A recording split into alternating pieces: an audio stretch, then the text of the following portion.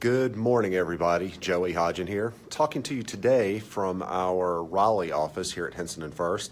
Last time we talked, I was in our Rocky Mount office. Here today, mediating two claims, one this morning, one this afternoon, and meeting with clients in between. Last time we talked about workers' compensation, and we talked about what kind of injuries are considered compensable or entitle you to benefits under the Workers' Comp Act.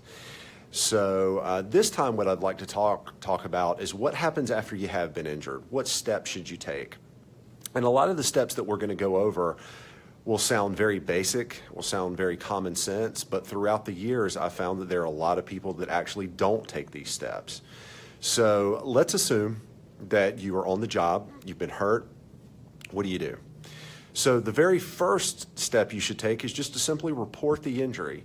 Tell your manager, tell your supervisor, tell your foreman, or whatever the case may be, hey, look, I got hurt, this is how I got hurt, and I need to go to the doctor.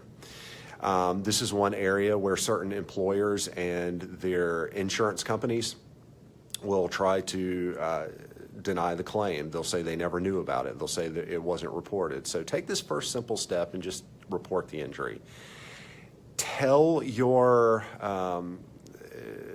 manager, tell your supervisor that you were hurt and that you need to go to the doctor. The next step is to get to the doctor as quickly as you possibly can. If not the day of, then the day after. And a lot of people, again, throughout the years have told me that, hey, I wanted to wait and see if it got better, see if I was really injured. And they won't go to the doctor for a week or a month or sometimes even longer than that. And again, that is an area where insurance companies and the employers will try to deny or defend a claim. A gap in medical treatment is the term used. You want as little of a gap as possible between when your injury happens and when you go to the doctor. And when you go to the doctor, be sure to tell them what happened to you. Tell them that it was an injury on the job. Tell them exactly how it happened, when it happened, what body parts are affected.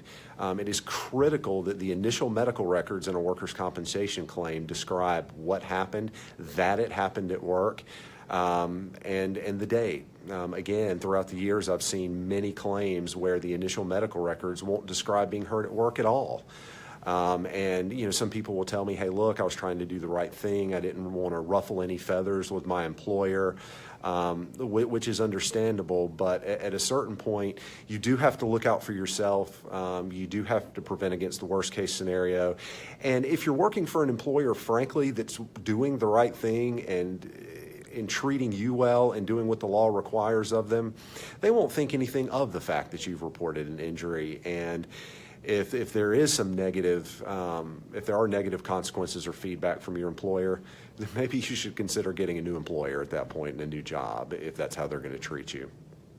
So you've been hurt on the job, you've reported it, you've gone to the doctor, and then as an initial step, kind of a final step in the initial phase, file what's called a Form 18.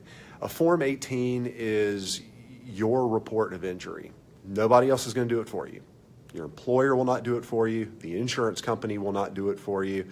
And it is crucial that you get this on file with the Industrial Commission. Now, this is something, frankly, that you do not need a lawyer to do.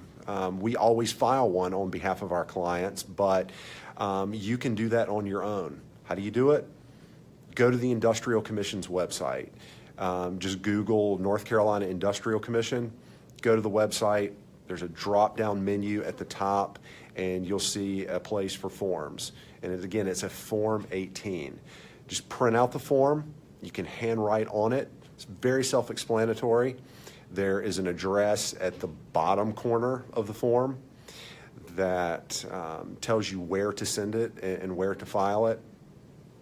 Even if nothing ever happens with the claim, even if you don't need a lawyer, your injury doesn't progress, there's no harm in filing this form, and it protects you in case the claim turns out to be more significant or your injury is more severe than maybe what you think at the outset. So again, just to review, what are the steps you should take? Report it, go to the doctor, And after you go to the doctor, file the Form 18. Again, if we can help you here, if your injury is more severe, please give me a call. Again, my name is Joey Hodgins. You can call us toll-free at 1-800-452-9633, or you can visit us through our website at lawmed.com. All right, everybody.